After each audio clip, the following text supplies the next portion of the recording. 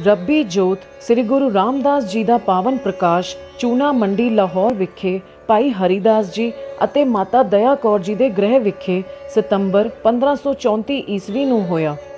ਮਾਤਾ ਪਿਤਾ ਨੇ ਆਪ ਜੀ ਦਾ ਨਾਂ ਰਾਮਦਾਸ ਰੱਖਿਆ, ਪਰ ਘਰ ਦੇ ਵੱਡੇ ਪੁੱਤਰ ਹੋਣ ਕਾਰਨ ਸਭ ਆਪ ਜੀ ਨੂੰ ਜੇਠਾ ਕਹਿ ਕੇ ਬੁਲਾਉਂਦੇ ਸਨ।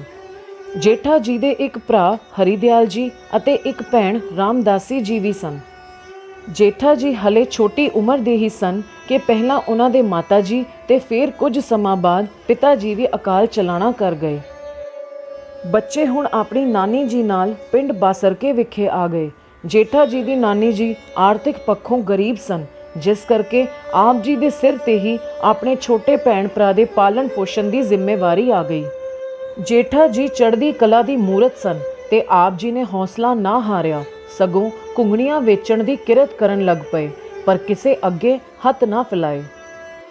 ਭਾਈ ਜੇਠਾ ਜੀ ਦੇ ਨਾਨਕੇ ਪਰਿਵਾਰ ਦਾ ਸ੍ਰੀ ਗੁਰੂ ਅਮਰਦਾਸ ਜੀ ਨਾਲ ਚੰਗਾ ਮੇਲ ਜੋਲ ਸੀ, ਜਿਸ ਸਦਕਾ ਭਾਈ ਜੇਠਾ ਜੀ ਨੂੰ ਵੀ ਉਹਨਾਂ ਦੀ ਸੰਗਤ ਕਰਨ ਦਾ ਸੁਭਾਗ ਪ੍ਰਾਪਤ ਹੋਇਆ। 1546 ਈਸਵੀ ਵਿੱਚ ਜਦੋਂ ਸ੍ਰੀ ਗੁਰੂ ਅਮਰਦਾਸ ਜੀ ਨੂੰ, ਜਿਨ੍ਹਾਂ ਨੂੰ ਹਾਲੇ ਤੱਕ ਗੁਰਗੱਦੀ ਦੀ ਪ੍ਰਾਪਤੀ ਨਹੀਂ ਹੋਈ ਸੀ, ਗੁਰੂ ਅੰਗਦ ਦੇਵ ਪਾਤਸ਼ਾਹ ਜੀ ਵੱਲੋਂ ਗੋਇੰਦਵਾਲ ਨਗਰ ਵਸਾਉਣ ਅਤੇ ਉੱਥੇ ਹੀ ਵਸੇਬਾ ਕਰ ਲੈਣ ਦਾ ਹੁਕਮ ਹੋਇਆ, ਤਾਂ ਭਾਈ ਜੇਠਾ ਜੀ ਨੇ ਵੀ ਗੋਇੰਦਵਾਲ ਸਾਹਿਬ ਜਾਣ ਦਾ ਮਨ ਬਣਾ ਲਿਆ। ਕਾਫੀ ਸਮਾਂ ਬਾਸਰਕੇ ਪਿੰਡ ਵਿੱਚ ਰਹਿਣ ਕਰਕੇ ਗੁਰੂ ਅਮਰਦਾਸ ਪਾਤਸ਼ਾਹ ਜੀ ਦਾ ਸਾਰਾ ਪਰਿਵਾਰ ਭਾਈ ਜੇਠਾ ਜੀ ਨੂੰ ਜਾਣਦਾ ਸੀ ਤੇ ਸੁਭਾਅ ਪੱਖੋਂ ਮਿੱਠ ਬੋਲੜੇ ਤੇ ਮਿਲਾਪੜੇ ਹੋਣ ਕਰਕੇ ਸਾਰੇ ਹੀ ਉਹਨਾਂ ਨੂੰ ਬਹੁਤ ਪਿਆਰ ਕਰਦੇ ਸਨ। ਗੋਇੰਦਵਾਲ ਨਗਰ ਦੀ ਉਸਾਰੀ ਸ਼ੁਰੂ ਹੋਈ ਤਾਂ ਉੱਥੇ ਪਿੰਡਾਂ ਦੇ ਲੋਕ ਬੜੇ ਸਤਿਕਾਰ ਅਤੇ ਪ੍ਰੇਮ ਨਾਲ ਸੇਵਾ ਕਰਦੇ। ਭਾਈ ਜੇਠਾ ਜੀ ਨੇ ਉੱਥੇ ਵੀ ਆਪਣੀ ਘੁੰਗਣੀਆਂ ਵੇਚਣ ਵਾਲੀ ਕਿਰਤ ਜਾਰੀ ਰੱਖੀ। ਘੁੰਗਣੀਆਂ ਵਿਕ ਜਾਂਦੀਆਂ ਤਾਂ ਜੇਠਾ ਜੀ ਵੀ ਨਗਰ ਉਸਾਰੀ ਦੀ ਸੇਵਾ ਵਿੱਚ ਲੱਗ ਜਾਂਦੇ। ਬਾਬਾ ਅਮਰਦਾਸ ਜੀ ਨਾਲ ਪਿੰਡ ਬਾਸਰਕੇ ਤੋਂ ਗੋਇੰਦਵਾਲ ਆਉਣ ਕਾਰਨ ਹਰ ਕੋਈ ਭਾਈ ਜੇਠਾ ਜੀ ਨੂੰ ਉਹਨਾਂ ਦੇ ਪਰਿਵਾਰ ਦਾ ਹੀ ਹਿੱਸਾ ਸਮਝਦਾ ਸੀ। ਗੁਰੂ ਘਰ ਦੀ ਤੀਜੀ ਗੱਦੀ ਤੇ ਬਿਰਾਜਮਾਨ ਹੋਣ ਮਗਰੋਂ 1552 ਈਸਵੀ ਨੂੰ ਗੁਰੂ ਅੰਗਦ ਦੇਵ ਪਾਤਸ਼ਾਹ ਜੀ ਦੇ ਜੋਤੀ ਜੋਤ ਸਮਾਉਣ ਮਗਰੋਂ ਗੁਰੂ ਹੁਕਮ ਦੀ ਪਾਲਣਾ ਕਰਦੇ ਹੋਏ ਸ੍ਰੀ ਗੁਰੂ ਅਮਰਦਾਸ ਜੀ ਪੱਕੇ ਤੌਰ ਤੇ ਗੋਇੰਦਵਾਲ ਨਗਰ ਆ ਗਏ। ਹੁਣ ਭਾਈ ਜੇਠਾ ਜੀ ਤੀਜੇ ਗੁਰੂ ਪਿਤਾ ਜੀ ਦੀ ਸੇਵਾ ਵਿੱਚ ਹਰ ਵੇਲੇ ਤਤਪਰ ਰਹਿੰਦੇ ਤੇ ਗੁਰੂ ਸਾਹਿਬ ਜੀ ਦੇ ਹਰ ਹੁਕਮ ਦੀ ਪਾਲਣਾ ਤੁਰੰਤ ਕਰਦੇ। ਗੁਰੂ ਅਮਰਦਾਸ ਪਾਤਸ਼ਾਹ ਜੀ ਜਦ ਰੋਜ਼ ਵੇਖਦੇ ਕਿ ਭਾਈ ਜੇਠਾ ਜੀ ਗੁਰੂ ਦਰਬਾਰ ਵਿੱਚ ਦੀਵਾਨ ਦੀ ਹਾਜ਼ਰੀ ਵੀ ਭਰਦੇ ਹਨ, ਸੇਵਾ ਵੀ ਪੂਰੀ ਤਨਦੇਹੀ ਨਾਲ ਕਰਦੇ ਹਨ ਅਤੇ ਦਸਾਂ ਨੋਹਾਂ ਦੀ ਕਿਰਤ ਵੀ ਕਰਦੇ ਹਨ, ਤੇ ਇਸ ਤੇ ਗੁਰੂ ਜੀ ਨੇ ਭਾਈ ਜੇਠਾ ਜੀ ਨੂੰ ਆਪਣੇ ਪਾਸ ਬੁਲਾ ਕੇ ਕਿਹਾ ਕਿ ਬੇਟਾ, ਕੀ ਖਾਹਿਸ਼ ਲੈ ਕੇ ਇੱਥੇ ਆਏ ਹੋ? ਇਸ ਗੱਲ ਦਾ ਉੱਤਰ ਦਿੰਦੇ ਹੋਏ ਭਾਈ ਜੇਠਾ ਜੀ ਨੇ ਕਿਹਾ, ਗੁਰੂ ਪਾਤਸ਼ਾਹ ਜੀ, ਮੈਂ ਸਭ ਖਾਹਿਸ਼ਾਂ ਛੱਡ ਕੇ ਇੱਥੇ ਆਇਆ ਹਾਂ।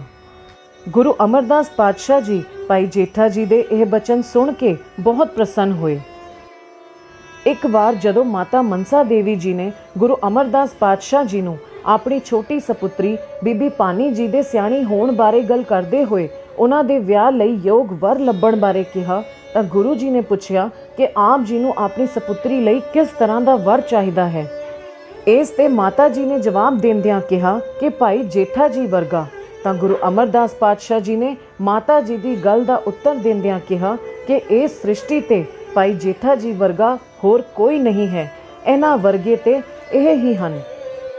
ਜਿਸ ਤੋਂ ਬਾਅਦ 1552 ਈਸਵੀ ਵਿੱਚ ਗੁਰੂ ਅਮਰਦਾਸ ਪਾਤਸ਼ਾਹ ਜੀ ਨੇ ਆਪਣੀ ਛੋਟੀ ਸਪੁੱਤਰੀ ਬੀਬੀ ਪਾਨੀ ਜੀ ਦਾ ਆਨੰਦ ਕਾਰਜ ਭਾਈ ਜੇਠਾ ਜੀ ਨਾਲ ਕਰ ਦਿੱਤਾ। ਭਾਈ ਜੇਠਾ ਜੀ ਤੇ ਮਾਤਾ ਪਾਨੀ ਜੀ ਦੇ ਗ੍ਰਹਿ ਵਿਖੇ 3 ਪੁੱਤਰਾਂ ਨੇ ਜਨਮ ਲਿਆ, ਬਾਬਾ ਪ੍ਰਿਥੀ ਚੰਦ ਜੀ, ਬਾਬਾ ਮਹਾਦੇਵ ਜੀ ਅਤੇ ਸਾਹਿਬਜ਼ਾਦਾ ਅਰਜਨ ਦੇਵ ਜੀ। ਬੀਬੀ ਪਾਨੀ ਜੀ ਨਾਲ ਵਿਆਹ ਮਗਰੋਂ ਵੀ ਭਾਈ ਜੇਠਾ ਜੀ ਅਤੇ ਬੀਬੀ ਪਾਨੀ ਜੀ ਤਨ ਮਨ ਨਾਲ ਗੁਰੂ ਘਰ ਦੀ ਸੇਵਾ ਕਰਦੇ, ਜਿਸ ਨੂੰ ਵੇਖ ਕੇ ਸ੍ਰੀ ਗੁਰੂ ਅਮਰਦਾਸ ਪਾਤਸ਼ਾਹ ਜੀ ਬਹੁਤ ਪ੍ਰਸੰਨ ਹੁੰਦੇ।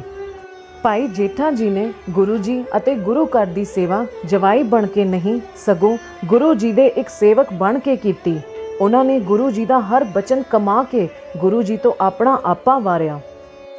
ਭਾਈ ਜੇਠਾ ਜੀ ਦੇ ਲਾਹੌਰ ਤੋਂ ਆਏ ਰਿਸ਼ਤੇਦਾਰਾਂ ਨੇ ਜਦੋਂ ਭਾਈ ਜੇਠਾ ਜੀ ਨੂੰ ਗੋਇੰਦਵਾਲ ਸਾਹਿਬ ਦੀ ਬਾਉਲੀ ਦੀ ਸੇਵਾ ਪੂਰੀ ਲਗਨ ਤੇ ਮਿਹਨਤ ਨਾਲ ਕਰਦੇ ਵੇਖਿਆ, ਤਾਂ ਉਹਨਾਂ ਨੇ ਭਾਈ ਜੇਠਾ ਜੀ ਤੇ ਗੁਰੂ ਅਮਰਦਾਸ ਪਾਤਸ਼ਾਹ ਜੀ ਨੂੰ ਵੀ ਜਵਾਈ ਹੋ ਕੇ ਸਹੁਰੇ ਘਰ ਦੀ ਸੇਵਾ ਕਰਨ ਦੇ ਮਿਹਣੇ ਮਾਰੇ, ਜਿਸ ਤੇ ਭਾਈ ਜੇਠਾ ਜੀ ਨੇ ਬੜੀ ਨਿਮਰਤਾ ਨਾਲ ਆਪਣੇ ਰਿਸ਼ਤੇਦਾਰਾਂ ਦੇ ਗੁਰੂ ਜੀ ਪ੍ਰਤੀ ਐਸੇ ਵਰਤਾਅ ਲਈ ਗੁਰੂ ਜੀ ਪਾਸੋਂ ਮਾਫੀ ਮੰਗੀ।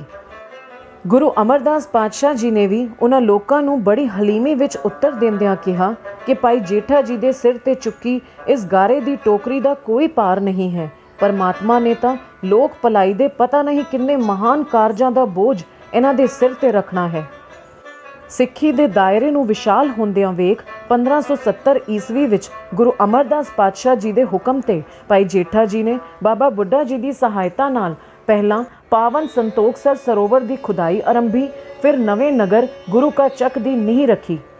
1574 ਈਸਵੀ ਵਿੱਚ ਸ੍ਰੀ ਗੁਰੂ ਅਮਰਦਾਸ ਪਾਤਸ਼ਾਹ ਜੀ ਨੇ ਭਾਈ ਜੇਠਾ ਜੀ ਨੂੰ ਹਰ ਪੱਖੋਂ ਗੁਰਗੱਦੀ ਦੇ ਯੋਗ ਜਾਣ ਕੇ ਚੌਥੇ ਗੁਰੂ ਜੀ ਥਾਪਣ ਦਾ ਫੈਸਲਾ ਕੀਤਾ। ਗੁਰੂ ਜੀ ਨੇ ਭਾਈ ਜੇਠਾ ਜੀ ਅੱਗੇ 5 ਪੈਸੇ ਅਤੇ ਨਾਰੀਅਲ ਰੱਖ ਕੇ 3 ਪਰਿਕਰਮਾ ਕੀਤੀਆਂ ਤੇ ਬਾਬਾ ਬੁੱਢਾ ਜੀ ਪਾਸੋਂ ਭਾਈ ਜੇਠਾ ਜੀ ਨੂੰ ਗੁਰਿਆਈ ਦਾ ਤਿਲਕ ਲਗਵਾ ਕੇ ਗੁਰਗੱਦੀ ਦੇ ਚੌਥੇ ਵਾਰਸ ਸ੍ਰੀ ਗੁਰੂ ਰਾਮਦਾਸ ਜੀ ਵਜੋਂ ਮੱਥਾ ਟੇਕਿਆ। ਭਾਈ ਜੇਠਾ ਜੀ ਨੇ ਆਪਣੇ ਜੀਵਨ ਦਾ ਹਰ ਪਲ ਗੁਰੂ ਉਪਦੇਸ਼ਾਂ ਅਨੁਸਾਰ ਢਾਲਿਆ ਅਤੇ 40 ਕੁ ਸਾਲ ਦੀ ਉਮਰ ਤੱਕ ਪੂਰੀ ਨਿਸ਼ਠਾ ਨਾਲ ਗੁਰੂ ਘਰ ਦੀ ਸੇਵਾ ਕੀਤੀ ਤੇ ਗੁਰੂ ਨਾਨਕ ਸਾਹਿਬ ਜੀ ਦੀ ਗੱਦੀ ਦੇ ਚੌਥੇ ਗੁਰੂ ਰੂਪ ਵਿੱਚ ਬਿਰਾਜਮਾਨ ਹੋਏ। ਉਸ ਵੇਲੇ ਗੁਰੂ ਰਾਮਦਾਸ ਪਾਤਸ਼ਾਹ ਜੀ ਦੇ ਅੰਦਰ ਜੋ ਵੈਰਾਗ ਪੈਦਾ ਹੋਇਆ, ਉਸ ਨੂੰ ਉਹਨਾਂ ਨੇ ਆਪਣੇ ਉਚਾਰੇ ਇਸ ਸ਼ਬਦ ਰਾਹੀਂ ਪ੍ਰਗਟ ਕੀਤਾ ਹੈ। ਜੋ ਹਮਰੀ ਬਿਦ ਹੋਤੀ ਮੇਰੇ ਸਤਗੁਰਾ, सा बिद तुम हर जानहु आपे, हम रुलते फिरते कोई बात न पूछता, गुर सतगुर संग की रे हम थापे। गुरियाई मिलन उपरंत श्री गुरु रामदास पातशाह जी ने अनेका महान कारज कीते, पर निमरता, सहनशीलता ते उदारता दा पल्ला कदे नहीं छड़िया। आप जी दी बाणी अंदरों भी आप जी दी निमरता वाली मूरत बार बार प्रतख हुंदी है। ਜਦੋਂ ਸ੍ਰੀ ਗੁਰੂ ਨਾਨਕ ਪਾਤਸ਼ਾਹ ਜੀ ਦੇ ਵੱਡੇ ਸਾਹਿਬਜ਼ਾਦੇ ਬਾਬਾ ਸ੍ਰੀ ਚੰਦ ਜੀ ਆਪ ਜੀ ਨੂੰ ਮਿਲਣ ਆਏ ਤਾਂ ਵੀ ਆਪ ਜੀ ਦੀ ਪਿਆਰੀ ਸ਼ਖਸੀਅਤ ਨੇ ਉਹਨਾਂ ਨੂੰ ਮੋਹ ਲਿਆ ਸੀ। ਬਾਬਾ ਸ੍ਰੀ ਚੰਦ ਜੀ ਨੂੰ ਗੁਰੂ ਰਾਮਦਾਸ ਪਾਤਸ਼ਾਹ ਜੀ ਦੇ ਮੁਖ ਤੇ ਉਹ ਹੀ ਨੂਰ ਦਿਸਿਆ ਜਿਹੜਾ ਉਹ ਆਪਣੇ ਗੁਰੂ ਪਿਤਾ ਜੀ ਸ੍ਰੀ ਗੁਰੂ ਨਾਨਕ ਪਾਤਸ਼ਾਹ ਜੀ ਦੇ ਚਿਹਰੇ ਤੇ ਵੇਖਦੇ ਸਨ। ਗੁਰੂ ਰਾਮਦਾਸ ਪਾਤਸ਼ਾਹ ਜੀ ਦੇ ਨੂਰਾਨੀ ਚਿਹਰੇ ਵੱਲ ਤੱਕ ਕੇ ਜਦੋਂ ਬਾਬਾ ਸ੍ਰੀ ਚੰਦ ਜੀ ਨੇ ਉਹਨਾਂ ਤੋਂ ਇਹ ਪੁੱਛਿਆ ਕਿ ਆਪ ਜੀ ਨੇ ਇੰਨਾ ਸੋਹਣਾ ਦਾੜਾ ਕਿਵੇਂ ਵਧਾ ਲਿਆ, ਤਾਂ ਗੁਰੂ ਜੀ ਨੇ ਬੜੀ ਨਿਮਰਤਾ ਨਾਲ ਜਵਾਬ ਦਿੱਤਾ ਕਿ ਇਹ ਦਾੜਾ ਆਪ ਜੈਸੇ ਮਹਾਂਪੁਰਖਾਂ ਦੇ ਚਰਨ ਝਾੜਨ ਵਾਸਤੇ ਵਧਾਇਆ ਹੈ। ਇਹ ਸੁਣ ਕੇ ਬਾਬਾ ਸ੍ਰੀ ਚੰਦ ਜੀ ਬਹੁਤ ਪ੍ਰਸੰਨ ਹੋਏ ਤੇ ਗੁਰੂ ਜੀ ਨੂੰ ਕਹਿਣ ਲੱਗੇ ਕਿ ਧੰਨ ਹੋ ਤੁਸੀਂ ਅਤੇ ਧੰਨ ਤੁਹਾਡੀ ਨਿਮਰਤਾ। 1577 ਈਸਵੀ ਵਿੱਚ ਗੁਰੂ ਰਾਮਦਾਸ ਪਾਤਸ਼ਾਹ ਜੀ ਨੇ ਦੁਖਪੰਜਨੀ ਬੇਰੀ ਵਾਲੀ ਥਾਂ ਤੇ ਸਰੋਵਰ ਦੀ ਖੁਦਵਾਈ ਆਰੰਭ ਕਰਵਾਈ, ਜਿਸ ਦਾ ਨਾਂ ਅੰਮ੍ਰਿਤਸਰ ਸਰੋਵਰ ਰੱਖਿਆ ਗਿਆ ਤੇ ਕੁਝ ਸਮੇਂ ਬਾਅਦ ਗੁਰੂ ਕਾ ਚੱਕ ਨਗਰ ਦਾ ਨਾਂ ਵੀ ਅੰਮ੍ਰਿਤਸਰ ਹੀ ਹੋ ਗਿਆ। ਅੰਮ੍ਰਿਤਸਰ ਸ਼ਹਿਰ ਵਿੱਚ ਗੁਰੂ ਰਾਮਦਾਸ ਪਾਤਸ਼ਾਹ ਜੀ ਨੇ ਥਾਂ ਥਾਂ ਤੋਂ 52 ਕਿੱਤਿਆਂ ਵਾਲੇ ਵੱਖ-ਵੱਖ ਲੋਕਾਂ ਨੂੰ ਬੁਲਾ ਕੇ ਵਸਾਇਆ। ਗੁਰੂ ਸਾਹਿਬ ਜੀ ਨੇ ਅੰਮ੍ਰਿਤਸਰ ਸ਼ਹਿਰ ਦੇ 14 ਦਰਵਾਜ਼ੇ ਬਣਵਾਏ, ਜਿਨ੍ਹਾਂ ਨੂੰ ਗੇਟ ਕਰਕੇ ਆਖਿਆ ਜਾਂਦਾ ਹੈ ਤੇ ਜਿਨ੍ਹਾਂ ਦਾ ਵੇਰਵਾ ਇਸ ਪ੍ਰਕਾਰ ਹੈ: ਰਾਮਬਾਗ ਗੇਟ, ਹਾਲ ਗੇਟ, ਹਾਥੀ ਗੇਟ, ਬੇਰੀ ਗੇਟ, ਲਾਹੌਰੀ ਗੇਟ, ਖਜ਼ਾਨਾ ਗੇਟ, ਭਗਤਾਂ ਵਾਲਾ ਗੇਟ, ਹਕੀਮਾਂ ਵਾਲਾ ਗੇਟ, ਗਿਲਵਾਲੀ ਗੇਟ, ਚਾਟੀ ਵਿੰਡ ਗੇਟ, ਸੁਲਤਾਨ ਵਿੰਡ ਗੇਟ, ਸ਼ੇਰਾਂ ਵਾਲਾ ਗੇਟ, ਲੋਹਗੜ੍ਹ ਗੇਟ ਅਤੇ ਮਹਾ ਸਿੰਘ ਗੇਟ। ਇਸ ਗੱਲ ਵਿੱਚ ਕੋਈ ਸ਼ੰਕਾ ਨਹੀਂ ਕਿ ਗੁਰੂ ਰਾਮਦਾਸ ਪਾਤਸ਼ਾਹ ਜੀ ਨੇ ਅੰਮ੍ਰਿਤਸਰ ਸ਼ਹਿਰ ਦੀ ਸਿਰਜਣਾ ਕਰਕੇ ਸਾਰੀ ਦੁਨੀਆ ਨੂੰ ਇੱਕ ਅਦੁੱਤੀ ਤੋਹਫਾ ਦਿੱਤਾ ਹੈ। ਗੁਰੂ ਰਾਮਦਾਸ ਪਾਤਸ਼ਾਹ ਜੀ ਨੇ ਵੀ ਪਹਿਲੇ ਗੁਰੂ ਸਾਹਿਬਾਨਾਂ ਵਾਂਗ ਬਾਣੀ ਦੀ ਰਚਨਾ ਕਰਕੇ ਲੋਕਾਈ ਨੂੰ ਸੱਚ ਦੇ ਮਾਰਗ ਨਾਲ ਰੂਬਰੂ ਕਰਾਇਆ। ਆਪ ਜੀ ਦੀ ਬਾਣੀ ਵਿੱਚ ਇੱਕ ਮਹਾਨ ਸਾਹਿਤਕਾਰ, ਸੰਗੀਤ ਪ੍ਰੇਮੀ ਤੇ ਰਾਗ ਕਲਾ ਦੀਆਂ ਸਾਰੀਆਂ ਬਰੀਕੀਆਂ ਪ੍ਰਗਟ ਹੁੰਦੀਆਂ ਹਨ। ਸ੍ਰੀ ਗੁਰੂ ਗ੍ਰੰਥ ਸਾਹਿਬ ਜੀ ਵਿੱਚ ਦਰਜ ਕੁੱਲ 22 ਵਾਰਾਂ ਵਿੱਚੋਂ 8 ਵਾਰਾਂ ਮੂਲ ਰੂਪ ਵਿੱਚ ਆਪ ਜੀ ਦੀਆਂ ਹਨ। ਇਹਨਾਂ ਵਾਰਾਂ ਵਿੱਚ ਗੁਰੂ ਸੂਰਮੇ ਦੀ ਜਿੱਤ ਅਤੇ ਨਿੰਦਕਾਂ, ਦੋਖੀਆਂ, ਦੁਸ਼ਟਾਂ ਅਤੇ ਚੁਗਲਖੋਰਾਂ ਦੀ ਹਾਰ ਵਿਖਾਈ ਹੈ। ਗੁਰੂ ਜੀ ਸ਼ਬਦ ਘੜਨ ਵਿੱਚ ਵਿਸ਼ੇਸ਼ ਮੁਹਾਰਤ ਰੱਖਦੇ ਸਨ। ਕਈ ਨਵੇਂ ਸ਼ਬਦਾਂ ਦੀ ਘਾੜਤ ਆਪ ਜੀ ਦੀ ਬਾਣੀ ਦੀ ਵਿਸ਼ੇਸ਼ਤਾ ਹਨ। ਆਪ ਜੀ ਰਾਗਾਂ ਦੇ ਇਤਨੇ ਮਾਹਿਰ ਹੋ ਕੇ ਨਿਬੜੇ ਕਿ ਗੁਰੂ ਗ੍ਰੰਥ ਸਾਹਿਬ ਜੀ ਵਿੱਚ ਵਰਤੇ ਗਏ ਕੁੱਲ 31 ਰਾਗਾਂ ਵਿੱਚੋਂ 30 ਰਾਗਾਂ ਵਿੱਚ ਆਪ ਜੀ ਦੀ ਬਾਣੀ ਮਿਲਦੀ ਹੈ। ਆਪ ਜੀ ਦੇ ਕੁੱਲ ਸ਼ਬਦ 638 ਮੰਨੇ ਗਏ ਹਨ। ਆਪ ਜੀ ਨੇ ਸੂਹੀ ਰਾਗ ਵਿੱਚ ਲਾਵਾਂ ਦੀ ਬਾਣੀ ਉਚਾਰੀ ਤਾਂ ਕਿ ਸਿੱਖ ਭਵਿੱਖ ਵਿੱਚ ਬ੍ਰਾਹਮਣ ਦੀ ਮੁਥਾਜੀ ਤੋਂ ਬਚ ਜਾਣ। ਇਸ ਬਾਣੀ ਵਿੱਚ ਗੁਰੂ ਸਾਹਿਬ ਜੀ ਨੇ ਗ੍ਰਹਸਥ ਦੀ ਮਹਾਨਤਾ, ਪਤੀ ਪਤਨੀ ਦੀ ਬਰਾਬਰੀ, ਇੱਕ ਦੂਜੇ ਦਾ ਸਤਿਕਾਰ ਅਤੇ ਕੁਰਬਾਨੀ ਕਰਨ ਦਾ ਆਦਰਸ਼ ਪੇਸ਼ ਕੀਤਾ ਹੈ ਅਤੇ ਇਸੇ ਬਾਣੀ ਤੋਂ ਹੀ ਜੀਵ ਰੂਪੀ ਇਸਤਰੀ ਨੂੰ ਆਪਣੇ ਪ੍ਰਭੂ ਰੂਪੀ ਪਤੀ ਨੂੰ ਪ੍ਰਾਪਤ ਕਰਨ ਦੇ ਪੜਾਵਾਂ ਬਾਰੇ ਵੀ ਪਤਾ ਲੱਗਦਾ ਹੈ। ਸ੍ਰੀ ਗੁਰੂ ਰਾਮਦਾਸ ਪਾਤਸ਼ਾਹ ਜੀ ਦੀ ਬਾਣੀ ਆਕਾਰ ਪੱਖੋਂ ਹੀ ਨਹੀਂ ਸਗੋਂ ਪ੍ਰਕਾਰ ਪੱਖੋਂ ਵੀ ਮਹਾਨ ਹੈ। ਆਪ ਜੀ ਦੀ ਬਾਣੀ ਵਿੱਚ ਵੱਖ-ਵੱਖ ਰਸਾਂ, ਪ੍ਰਤੀਕਾਂ, ਬਿੰਬਾਂ, ਅਲੰਕਾਰਾਂ ਆਦਿ ਦੀ ਭਰਪੂਰ ਵਰਤੋਂ ਮਿਲਦੀ ਹੈ।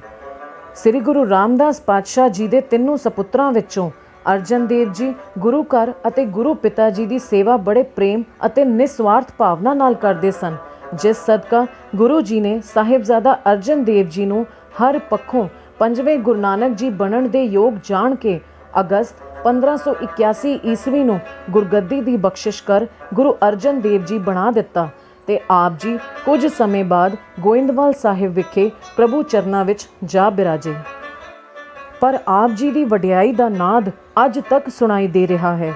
ਧੰਨ ਧੰਨ ਰਾਮਦਾਸ ਗੁਰ ਜਿਨ ਸਿਰਿਆ ਤਿਨੈ ਸਵਾਰਿਆ, ਪੂਰੀ ਹੋਈ ਕਰਾਮਾਤ ਆਪ ਸਿਰਜਣਹਾਰੈ ਧਾਰਿਆ। ਮਿੱਠ ਬੋਲੜੇ, ਨਿਮਰਤਾ, ਦਇਆ, ਪ੍ਰੇਮ ਅਤੇ ਉਦਾਰਤਾ ਦੇ ਗੁਣਾਂ ਨਾਲ ਭਰਪੂਰ ਸੋਢੀ ਸੁਲਤਾਨ ਧੰਨ ਧੰਨ ਸ੍ਰੀ ਗੁਰੂ ਰਾਮਦਾਸ ਪਾਤਸ਼ਾਹ ਜੀ ਦੇ ਪ੍ਰਕਾਸ਼ ਦਿਹਾੜੇ ਦੀ ਆਪ ਸਾਰਿਆਂ ਨੂੰ ਬੇਅੰਤ ਵਧਾਈਆਂ।